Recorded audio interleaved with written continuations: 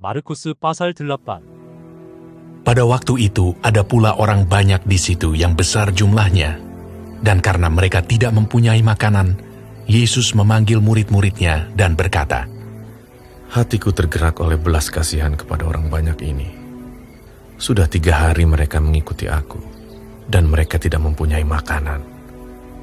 Dan jika mereka kusuruh pulang ke rumahnya dengan lapar, mereka akan rebah di jalan, sebab ada yang datang dari jauh. Murid-muridnya menjawab, Bagaimana di tempat yang sunyi ini, orang dapat memberi mereka roti sampai kenyang? Yesus bertanya kepada mereka. Berapa roti ada padamu? Jawab mereka, 7. Lalu ia menyuruh orang banyak itu duduk di tanah. Sesudah itu, ia mengambil ke-7 roti itu, mengucap syukur, memecah-mecahkannya, dan memberikannya kepada murid-muridnya untuk dibagi-bagikan. Dan mereka memberikannya kepada orang banyak. Mereka juga mempunyai beberapa ikan, dan sesudah mengucap berkat atasnya, ia menyuruh supaya ikan itu juga dibagi-bagikan. Dan mereka makan sampai kenyang. Kemudian orang mengumpulkan potongan-potongan roti yang sisa sebanyak 7 bakul. Mereka itu ada kira-kira 4.000 orang. Lalu Yesus menyuruh mereka pulang. Ia segera naik ke perahu dengan murid-muridnya dan bertolak ke daerah Dalmanuta. Lalu muncullah orang-orang Farisi dan bersoal jawab dengan Yesus. Untuk mencobai dia, mereka meminta daripadanya suatu tanda dari sorga. Maka mengeluhlah ia dalam hatinya dan berkata, Mengapa angkatan ini meminta tanda? Aku berkata kepadamu, sesungguhnya kepada angkatan ini sekali-kali tidak akan diberi tanda. Ia meninggalkan mereka. Ia naik pula ke perahu dan bertolak ke seberang. Kemudian ternyata murid-murid Yesus lupa membawa roti, hanya sebuah saja yang ada pada mereka dalam perahu. Lalu Yesus memperingatkan mereka, katanya, Berjaga-jagalah, dan awaslah terhadap ragi orang Farisi dan ragi Herodes. Maka mereka berpikir-pikir, dan seorang berkata kepada yang lain, Itu dikatakannya, karena kita tidak mempunyai roti. Dan ketika Yesus mengetahui apa yang mereka perbincangkan, ia berkata, Mengapa kamu memperbincangkan soal tidak ada roti? Belum jugakah kamu faham dan mengerti? Telah degilkah hatimu? Kamu mempunyai mata. Tidakkah kamu melihat? Dan kamu mempunyai telinga. Tidakkah kamu mendengar? Tidakkah kamu ingat lagi pada waktu aku memecah-mecahkan 5 roti untuk 5.000 orang itu? Berapa bakul penuh potongan-potongan roti kamu kumpulkan? Jawab mereka, 12 bakul. Dan pada waktu 7 roti untuk 4.000 orang itu, berapa bakul penuh potongan-potongan roti kamu kumpulkan? Jawab mereka, 7 bakul. lalu katanya kepada mereka, Masihkah kamu belum mengerti? Kemudian tibalah Yesus dan murid-muridnya di Betsaida. Di situ orang membawa kepada Yesus seorang buta, dan mereka memohon kepadanya supaya ia menjamah dia. Yesus memegang tangan orang buta itu dan membawa dia keluar kampung. Lalu ia meludahi mata orang itu dan meletakkan tangannya atasnya dan bertanya, Sudahkah kau lihat sesuatu? Orang itu memandang ke depan, lalu berkata, Aku melihat orang, sebab melihat mereka berjalan-jalan, tetapi tampaknya seperti pohon-pohon. Yesus meletakkan lagi tangannya pada mata orang itu, maka orang itu sungguh-sungguh melihat dan telah sembuh, sehingga ia dapat melihat segala sesuatu dengan jelas. Sesudah itu, Yesus menyuruh dia pulang ke rumahnya dan berkata, Jangan masuk ke kampung. Kemudian Yesus beserta murid-muridnya berangkat ke kampung-kampung di sekitar Kaisarea Filipi. Di tengah jalan, ia bertanya kepada murid-muridnya. Katanya, Kata orang, siapakah aku ini? jawab mereka, Ada yang mengatakan Yohanes Pembaptis, ada juga yang mengatakan Elia, ada pula yang mengatakan seorang dari para nabi. ia bertanya kepada mereka. Tetapi, apa katamu? Siapakah aku ini? Maka jawab Petrus, Engkau adalah Mesias. lalu Yesus melarang mereka dengan keras supaya jangan memberitahukan kepada siapapun tentang dia. Kemudian mulailah Yesus mengajarkan kepada mereka bahwa Anak Manusia harus menanggung banyak penderitaan dan ditolak oleh tua-tua, imam-imam kepala, dan ahli-ahli Taurat, lalu dibunuh dan bangkit sesudah 3 hari. Hal ini dikatakannya dengan terus terang. Tetapi Petrus menarik Yesus ke samping dan menegur dia. Maka berpalinglah Yesus dan sambil memandang murid-muridnya, ia memarahi Petrus. Katanya, "Hanyalah iblis, sebab engkau bukan memikirkan apa yang dipikirkan Allah, melainkan apa yang dipikirkan manusia." Lalu Yesus memanggil orang banyak dan murid-muridnya dan berkata kepada mereka, "Setiap orang yang mau mengikut aku, ia harus menyangkal dirinya, memikul salibnya, dan mengikut aku. Karena siapa yang mau menyelamatkan nyawanya, ia akan kehilangan nyawanya. Tetapi barang siapa kehilangan nyawanya karena aku dan karena Injil, ia akan menyelamatkannya. Apa gunanya seorang memperoleh seluruh dunia, tetapi ia kehilangan nyawanya? Karena apakah yang dapat diberikannya sebagai ganti nyawanya?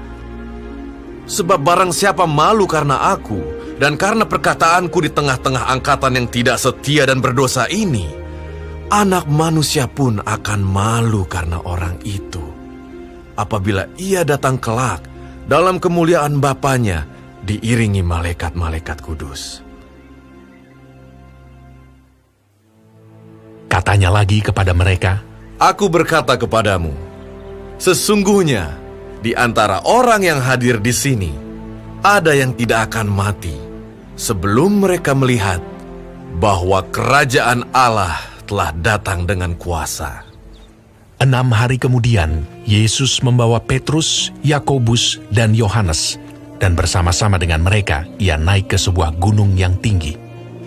Di situ mereka sendirian saja. Lalu Yesus berubah rupa di depan mata mereka, dan pakaiannya sangat putih berkilat-kilat.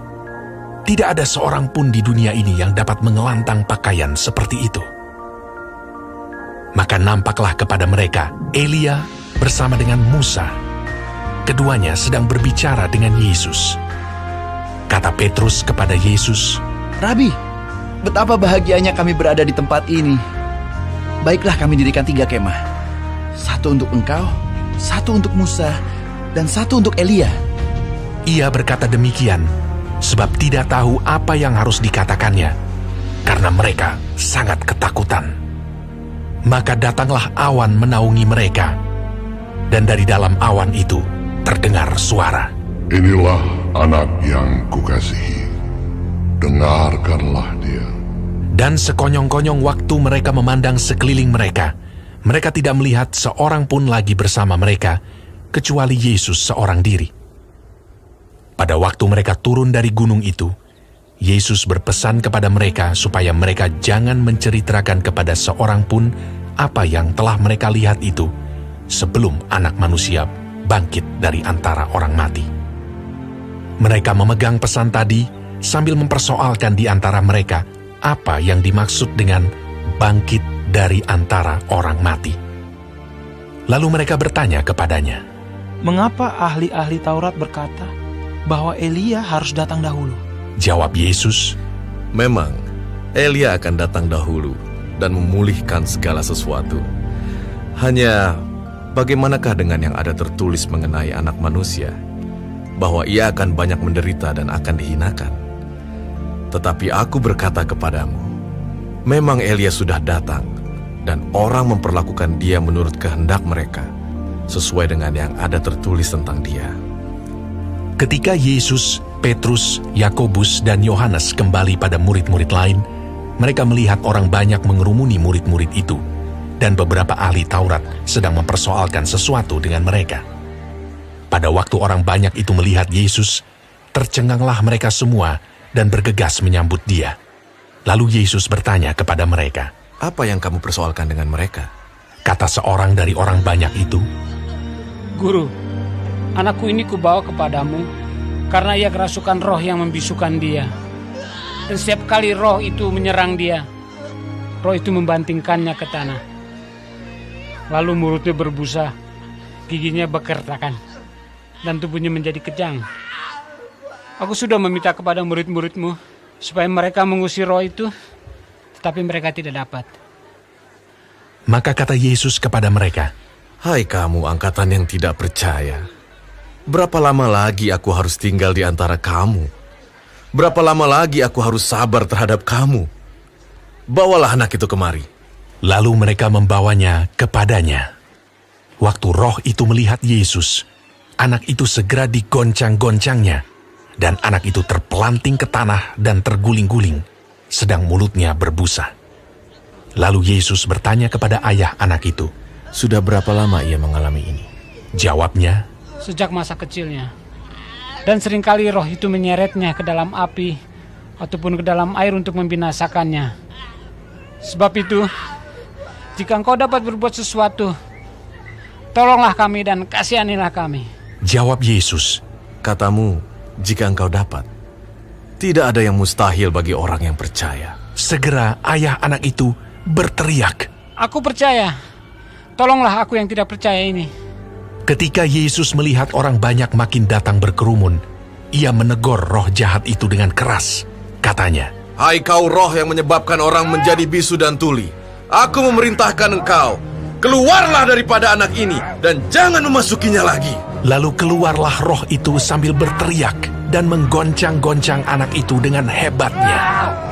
Anak itu kelihatannya seperti orang mati, sehingga banyak orang yang berkata, Ia sudah mati. Tetapi Yesus memegang tangan anak itu dan membangunkannya, lalu ia bangkit sendiri. Ketika Yesus sudah di rumah dan murid-muridnya sendirian dengan dia, bertanyalah mereka. Mengapa kami tidak dapat mengusir roh itu? Jawabnya kepada mereka, Jenis ini tidak dapat diusir kecuali dengan berdoa. Yesus dan murid-muridnya berangkat dari situ dan melewati Galilea. Dan Yesus tidak mau hal itu diketahui orang, sebab ia sedang mengajar murid-muridnya. Ia berkata kepada mereka, Anak manusia akan diserahkan ke dalam tangan manusia, dan mereka akan membunuh dia. Dan 3 hari sesudah ia dibunuh, ia akan bangkit. Mereka tidak mengerti perkataan itu, namun segan menanyakannya kepadanya. Kemudian tibalah Yesus dan murid-muridnya di Kapernaum. Ketika Yesus sudah di rumah, ia bertanya kepada murid-muridnya, Apa yang kamu perbincangkan tadi di tengah jalan?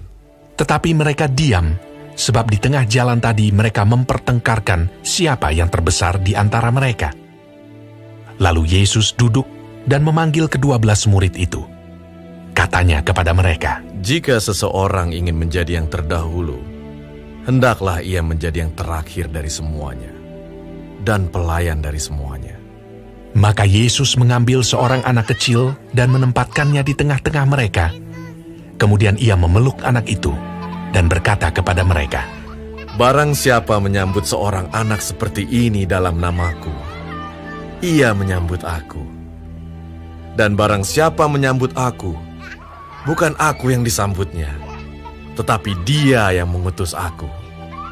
kata Yohanes kepada Yesus, Guru, kami lihat seorang yang bukan pengikut kita mengusir setan demi namamu.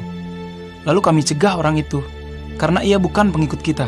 tetapi kata Yesus, Jangan kamu cegah dia, sebab tidak seorang pun yang telah mengadakan mujizat demi namaku dapat seketika itu juga mengumpat aku. Barang siapa tidak melawan kita, ia ada di pihak kita. Aku berkata kepadamu, sesungguhnya, barang siapa memberi kamu minum secangkir air, oleh karena kamu adalah pengikut Kristus, ia tidak akan kehilangan upahnya. Barang siapa menyesatkan salah satu dari anak-anak kecil yang percaya ini, lebih baik baginya jika sebuah batu kilangan diikatkan pada lehernya, lalu ia dibuang ke dalam laut.